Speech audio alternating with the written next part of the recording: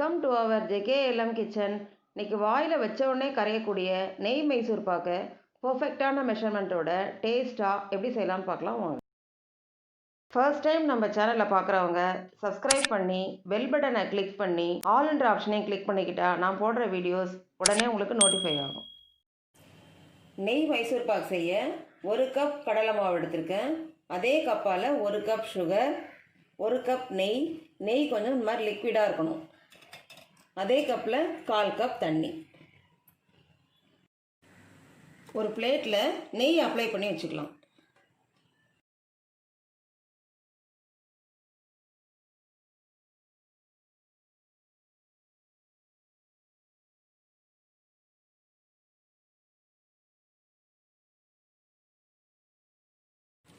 எல்லா பக்கமும் படுற அளவுக்கு பிளேட்டில் நெய் அப்ளை பண்ணிக்கிட்டோம். இப்போ மைசூர் பாக்கு ரெடி பண்ணிக்கலாம்.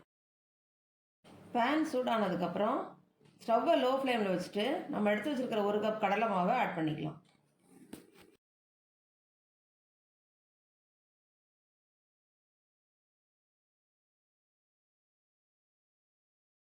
கடலை மாவை ஒரு 3லேருந்து 4 நிமிஷம் நல்லா வறுத்து எடுத்துக்கலாம். நம்ம கடலை மாவை வறுக்கும் பொழுது ஸ்டவ்வை லோ ஃப்ளேமில் வச்சுட்டு வறுத்துக்கலாம். 4 நிமிஷம் லோ ஃப்ளேமில் வச்சு கடலை மாவை வறுத்துக்கிட்டோம். இப்போ ஒரு பவுலில் மாற்றிக்கலாம். கடலை மாவை ஒரு பவுலில் மாற்றிக்கிட்டோம். இப்போ இதை நல்லா ஆற வச்சு எடுத்துக்கலாம். கடலை மாவு நல்லா ஆறினதுக்கப்புறம் நல்லா சலிச்சு எடுத்துக்கலாம்.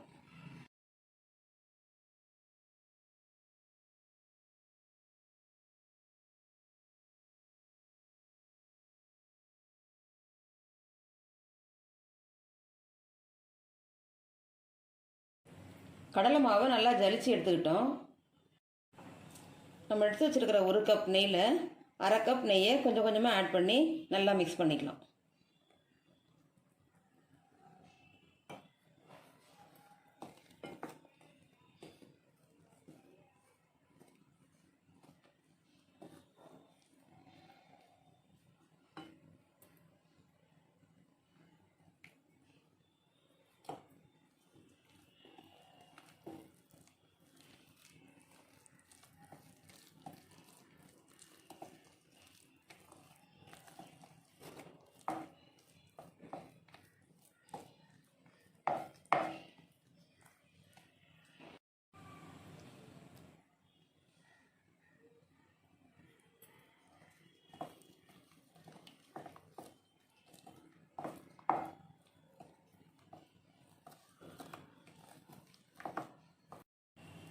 கடலை மாவில் 1/2 கப் நெய்யை ஆட் பண்ணி நல்லா கட்டி எதுவும் இல்லாமல் நல்லா மிக்ஸ் பண்ணிக்கிட்டோம். மீதி 1/2 கப் நெய்யை மைசூர் பாகு செய்யும்போது ஆட் பண்ணிக்கலாம். பேனில் 1 கப் சுகர் ஆட் பண்ணிக்கலாம். 1/4 கப் தண்ணி ஆட் பண்ணிக்கலாம். ஸ்டவ்வை லோ ஃப்ளேம்லேயே வச்சுட்டு நல்லா மிக்ஸ் பண்ணிக்கலாம்.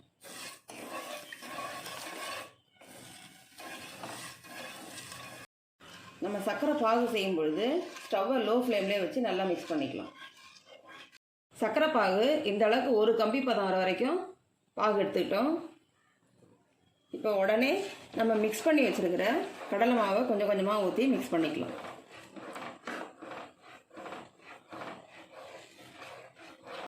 கடலை மாவு ஆட் பண்ணதுக்கப்புறம் கை எடுக்காமல் நல்லா மிக்ஸ் பண்ணிகிட்டே இருக்கலாம்.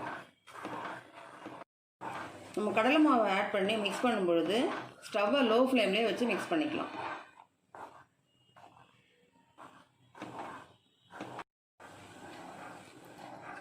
கடலை மாவு ஆட் பண்ணதுக்கப்புறம் ஒரு 2 நிமிஷம் நல்லா மிக்ஸ் பண்ணிக்கிட்டோம். இப்போ நம்ம எடுத்து வச்சுருக்கிற 1/2 கப் நெய்யை கொஞ்சம் கொஞ்சமாக ஆட் பண்ணி நல்லா மிக்ஸ் பண்ணிக்கலாம்.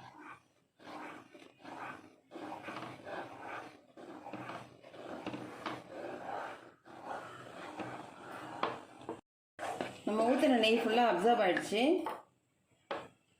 மீதி இருக்கிற நெய்யை கொஞ்சம் ஆட் பண்ணிக்கலாம்.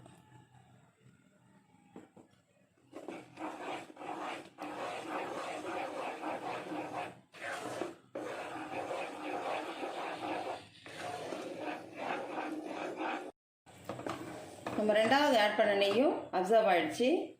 இப்போ மீதி இருக்கிற மொத்த நெய்யும் ஆட் பண்ணிக்கலாம். நெய் ஆட் பண்ணதுக்கப்புறம் நல்லா மிக்ஸ் பண்ணிக்கலாம்.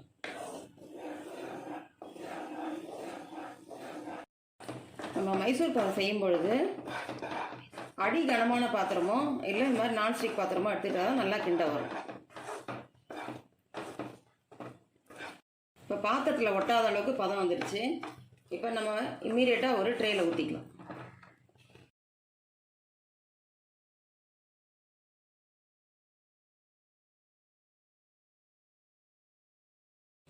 நம்ம நெய் தடவின ட்ரேயில் ஊற்றிட்டோம்.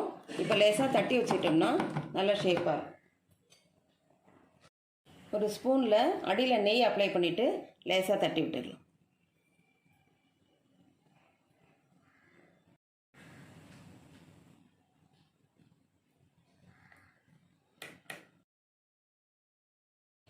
அரை மணி நேரம் சூடு ஆறுனதுக்கப்புறம் கட் பண்ணிக்கலாம். ஆற வச்சு அரை மணி நேரம் ஆகிடுச்சு. இப்போ நம்ம கட் பண்ணிக்கலாம்.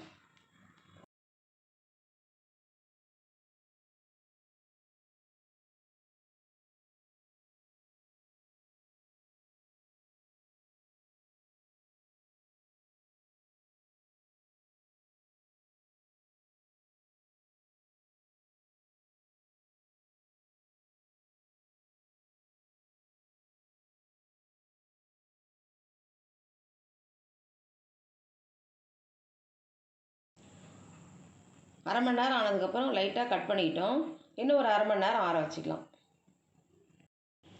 நம்ம கட் பண்ணி வச்சதுக்கப்புறம் அரை மணி நேரம் ஆகிடுச்சு. இப்போ ஓரமாக கொஞ்சம் எடுத்து விட்டுக்கலாம் லைட்டாக.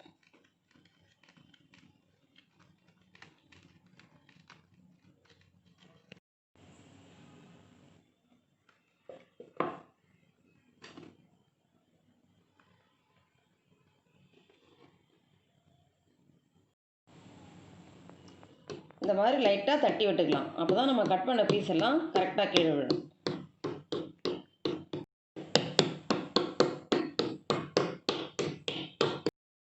நல்லா தட்டிக்கிட்டோம். இப்போ ஓப்பன் பண்ணி பார்க்கலாம் எப்படி மைசூர் பாக்கு வந்திருக்குன்னு பார்க்கலாம்.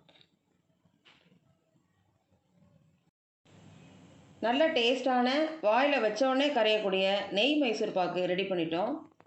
இந்த வீடியோ உங்களுக்கு பிடிச்சிருந்தா லைக் பண்ணுங்கள், கமெண்ட் பண்ணுங்கள், ஷேர் பண்ணுங்கள், மறக்காமல் சப்ஸ்கிரைப் பண்ணுங்கள்.